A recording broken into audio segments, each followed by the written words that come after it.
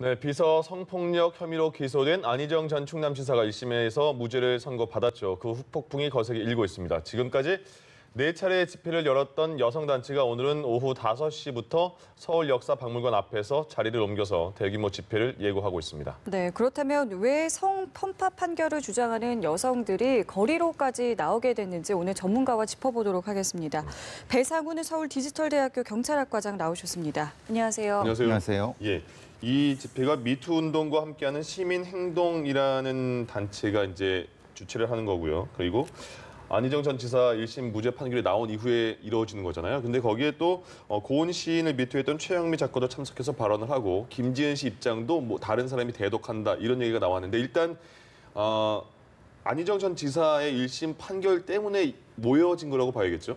예, 원래는 25일 날 일주일 뒤에 예정돼 있었는데 지금 안희정 지사의 그 무죄 판결이 나오고 그 바로 전에 이제 홍대 누드 모델 사건의 실형이 되면서 지금 있는 어떤 뭐 폭발적으로 지금 분노가 쌓이는 것 같습니다. 예. 전체적으로는 이제 지금까지 이어왔던 여러 가지 미투 운동에 대한 위축을 우려하는 여러 이제 여성계 인사들이 이제 참여하면서 좀 규모가 커질 것 같습니다. 예, 그러니까 주제가 사법부가 남성 성범죄자를 비호하고 있다 이런 느낌인 것 같아요. 그러니까 이제 수사기관, 사법기관이 다 여성 편이 아니다. 그러니까 여성을 위한 국가는 없다 이렇게 구호가 됐습니다. 여성을 위한 국가는 없는 거고 사법부 혹은 수사기관이 다 여성 편이 아니다라고 했기 때문에 뭐 좀 극단적인 용어라고 할까요? 뭐 폭발하다, 폭발시키자 뭐 이런 극단적 용어까지 나오고 있는 것을 보니까 굉장히 큰 불신이 있는 것 같습니다. 그러니까 여성들 자체와 국가기관인 사법부 자체를 불신하는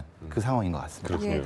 뭐 앞서 이제 두 가지 사례가 좀 어떤 기폭제가 좀 됐을 것 같은데 안 전 지사의 무죄 판결 그리고 홍대 몰카 사진을 촬영한 여성이 이제 실형을 받은 것 이 두 가지를 놓고 이제 이야기가 많은데 저는 좀 궁금한 게 이 두 가지의 어떤 성격을 좀 어떻게 구분을 지을까 싶거든요. 유사점, 그러니까 이제 공통적으로 흐른다고 생각하는 것은 사법기관, 수사기관에서 여성들을 대하는 방식이 여성적이지 않다. 그러니까 여성적, 정확히 말하면 국민으로도 생각하지 않는 거다라고 이제 인식하는 부분이라는 겁니다. 왜냐하면은 전체적으로 이전까지 어떤 몰카 사건, 디지털 성범죄 사건의 전례와 어떤 뭐 수사 관행하고는 전혀 다르게 수사가 진행되고 지금 실형 나온 것도 이전 같으면 보통 이제 벌금형이라든가 아니면 뭐 집행유예 정도로 끝날 거를 실형을 했다라고 하는 현재 전반적인 인식. 그러니까 불균형이 있다라고 하는 것이고 하필 또 그 범인이 여성이었는데 유죄. 근데 안희정 전 지사는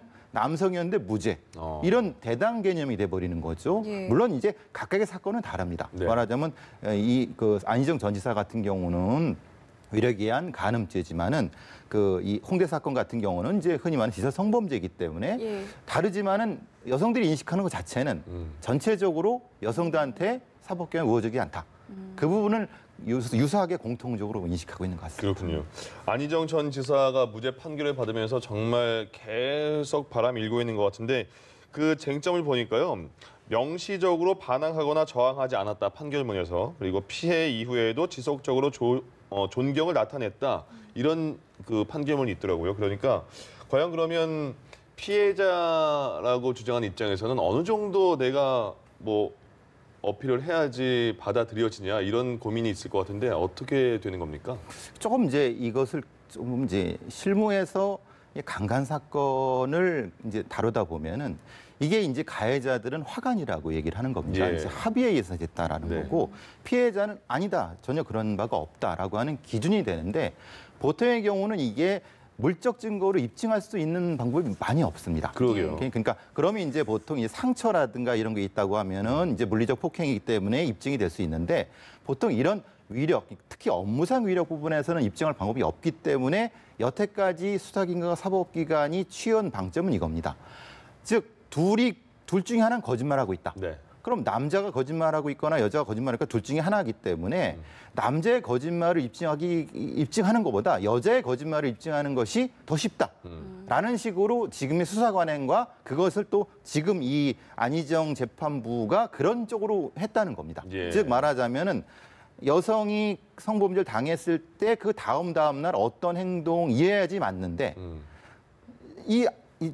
김 씨는 그렇지 않다. 네. 그러니까 결국은 김 씨가 거짓말을 하고 있기 때문에 반대로 안희정 지사가 그렇지 않을 것이다라고 하는 생각을 하는 거죠. 그러니까 그런 거잖아요. 그러니까 피해 당한 다음 날에 예, 예. 안전지사가 좋아하는 뭐 음식을 그렇죠. 다 준비해서 다시 또 알려줬다 이렇게 그런 부분이죠. 등등의 예. 러시아 사건, 스위스 사건이 다 그런 맥락이다라고 하고 있지만은 그 자체 여성계 쪽은 그건 말도 안 된다. 왜냐하면은 도대체 저도 이제 사실 수사도 해보고 그렇지만은 사실은 피해자 다음에 일반성은 없습니다. 예. 말하자면은 성적 피해를 당한 여성들이 다 일반적으로 울어야 되고 자해를 한다 천만의 말씀입니다. 그러니까 피해자 다음이라는 게 없다는 없죠. 거죠. 예, 없는데 예. 근데 이제 그것을 재판관들이라든가 일부 남성 중심을 가진 사람들의 수사를 한 사람들이 그게 있을 거라고 생각을 하고 거기에 맞춰서 수사나 사법을 진행하니까 예. 여태까지 이런 문제가 생긴다는 거죠. 저도 이 판결을 보고 좀 되게 안타까웠습니다. 왜 저런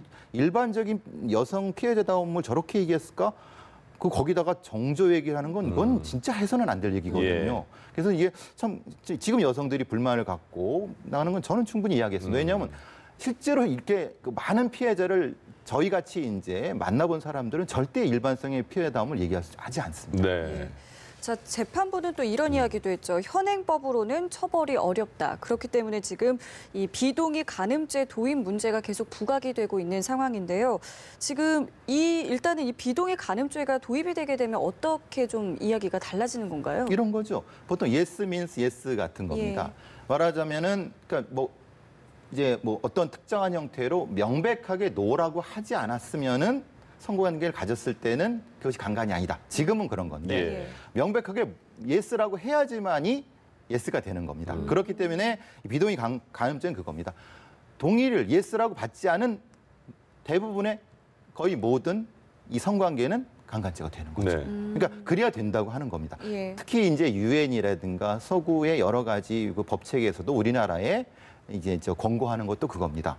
너무 좁다 우리는. 강간죄의 어떤 범위 너무 좁기 때문에 좀 넓혀야 된다. 왜냐하면 폭력이라든가 또 강압을 가지고만 강간을 할 수 있는 게 아니거든요. 여러 가지 이제 그 암묵적인 회유 아니면 권력 이런 걸 가지고도 충분히 이럴 수가 있거든요. 예. 그러니까 이런 부분 때문에 비동의 간음죄가 도입돼야 된다라고 이제 주장하는 거고 또 권고하는 거고 역시 법무부나 여성가족부에서는 좀 그런 연구 영역이 지금 되고 있는 건데 국회에서는 잠자고 있는 거죠. 예. 그러니까 그게 만약에 도입이 되더라도 가장 어려운 게 입증 책임인 것 같은데 만약에 도입되면 입증 책임은 누가 져야 되는 겁니까? 기본적으로 여기서 참 문제가 되는 게 왜 예. 입증 책임을 피해자가 그러니까요. 지냐 이 말이에요. 그건 아닌 겁니다. 예. 사실 제가 연구하고 있는 이제 프로파일러들 하고 있는 범죄 분류 매뉴얼에 미국적 기준만 가지고도 흔히 말하는 소셜 어켄턴스 레이프라고 하는 사회적 지위를 가진 자의 그 강호, 또 종속강간이라는 개념이 이미 30년 전에 있었습니다. 네. 그럼 그 사람들은 입증을 못해서 안 했겠습니까? 충분히 하고 있거든요. 우리는 그런 좀 후진적인 어떤 수사나 사법 관행을 극복하지 못하니까 그걸 누구한테 덮어 씌우냐면 피해자한테 하는 겁니다. 예. 제일 쉬운 방법이 피해자를 공격해서 그들의 약점을 찾아내는 것이 제일 지금 쉽거든요. 그러니까 지금 저도 사실은 이런 여러 가지 성범죄를 다뤄보는 프로파일러 입장에서는 사실 이 입장에 전환이 돼야 되는 겁니다. 네. 왜? 가해를 한 사람한테 그걸 자기가 죄가 아니라는 걸 입증하도록 해야 되는 게 맞지 않습니까? 우리는 근데 그게 반대가 되니까 예. 이건 아닌 거죠. 예. 그것도 굉장히 논의가 필요한 그런 부분인 예, 것 같네요. 예, 예. 자, 그리고 남성 혐오 온라인 커뮤니티로 알려져 있습니다. 워마드가 계속해서 워마드의 글이 올라오면서 경찰이 바빠지고 있는 상황인 것 같은데요. 청와대에 폭발물을 설치했다 이런 글이 올라왔습니다. 다행히 경찰이 수색한 결과 폭발물은 발견되지 않았다고 하는데 이렇게 허위나 이런 식으로 굉장히 긴장감을 유발하는 행위는 처벌 대상이 될 수 있는 겁니까? 지금 전화로 불을 지르겠다 아니면 전화로 이제 성당에 뭘 하겠다라고 하는 것은 말하자면 일종의 협박죄나 업무방해죄가 되지만 예.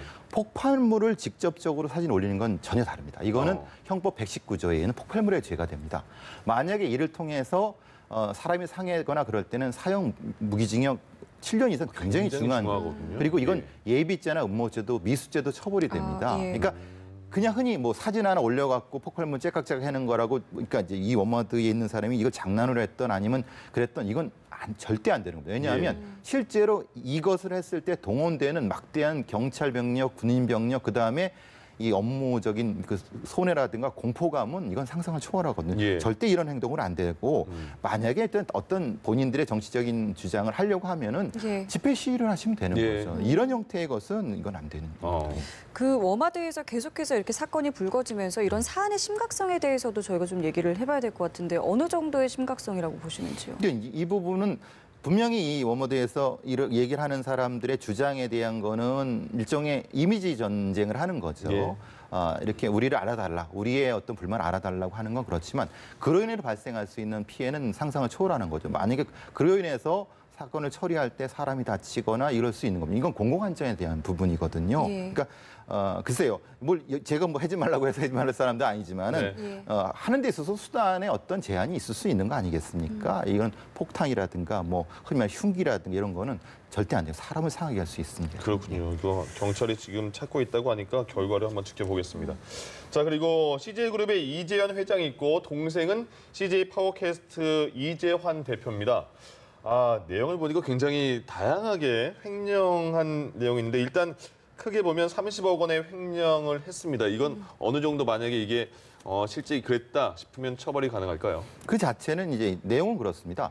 회사 돈으로 이분이 쓸 요트를 구입했다는 겁니다. 굉장히 비싸던데요. 예, 뭐 17억 원 된다고 하는데요. 아직 포장도 못 뜯었다고 합니다. 그런가요? 그거는 이제 자기 돈이랑 회사 돈으로 이 사람 타려고 했으니까 이건 횡령이 되는 거죠. 네. 그러니까 흔히 말하는 주주들의 돈을 이 사람한테 그냥 갖다 준 거니까. 근데 이게 액수가 30억이기 때문에 50억이 안 되고 흔히 5억에서 50억 사이는 특정 경제가중처벌법에서 이게 성년 이상의 징역으로 될 수 있거든요. 예. 사실은 근데 사실은 이 정도 액수가 우리나라 법칙에선 너무 작습니다. 형량이. 왜냐하면 보통의 경우 이런 재벌들이 이렇게 많이 이 사건을 일으키시는 액수가 보통 몇십억 단위지 않습니까? 그러니까요. 근데 뭐 아시다시피 보통 3원 룰이 있지 않습니까? 예. 3년에 5년. 그러니까 이거 금방 빠져나갑니다, 이거. 그래서 이제 사실 이거보다는 높여야 된다고 하는데 법상으로는 특경법상 횡령죄 3년 이상입니다. 예. 그렇군요. 예. 근데 참 이런 일부 기업인들의 횡령, 배임 또 뭐 나아가서는 뭐 갑질 논란까지 잊을만 하면 계속 터져 나오고 있거든요. 사실은 이게 이제 잊을만 하면은 이제 좀 안 나와도 될 법한데 계속 이렇게 나오는 이유를 어떻게 봐야 될까요? 좀 지겹죠. 보고 예. 싶지 않은 분들인데. 근데 이제 어떻게 되냐면 주주들의 감시가 안 되는 겁니다. 그러니까 이 재벌분들은 그 돈을 다 자기 거로 생각한다는 거죠. 그럼 보통 소액주주들, 이 분명히 CJ라는 것에 소액주주들이 있고 그들이 이 흔히 말하는 대주주를 감시할 수 있는 시스템이 된다고 하면은 적어도 이런 행위는 못할 텐데 네. 결국은 그걸 이제 어떤 제도적인 형태의 집단소송제라든가 이런 것들이 안 되고 있기 때문에 그렇고 거기다가 사법부도 역시 늘 사모룰 때문에 예. 그러니까 별로 크게 어떤 압박을 안 받는 신 같아요, 이분들은. 그러니까 보통 그 정도 하다가 이제 좀 봐주고 나오고 그러면은 글쎄요, 이걸 누구 잘못이라고 해야 될까요? 예. 알겠습니다. 마지막 또 안타까운 얘기로 끝이 났습니다. 지금까지 서울 디지털대 경찰학과장이신 배상훈 교수와 함께했습니다. 고맙습니다.